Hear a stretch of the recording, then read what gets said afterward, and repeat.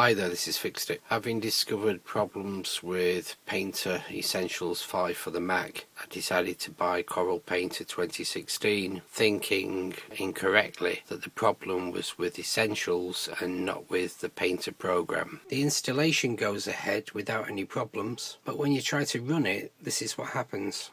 Corel Painter 2016 quit unexpectedly, and then it gives you the option to ignore, report or reopen. I've tried ignoring and reopening and it comes back to the same alert message. One of the suggestions I found online said to start Corel Painter 2016 whilst holding down the shift key. If you do, you get the following banner. Do you want to restore Corel Painter 2016 to its factory default settings? I've tried the current workspaces, restarted again, tried all workspaces and nothing works. So I think I found myself a task. Let's figure out how to get Corel Painter 2016 to work.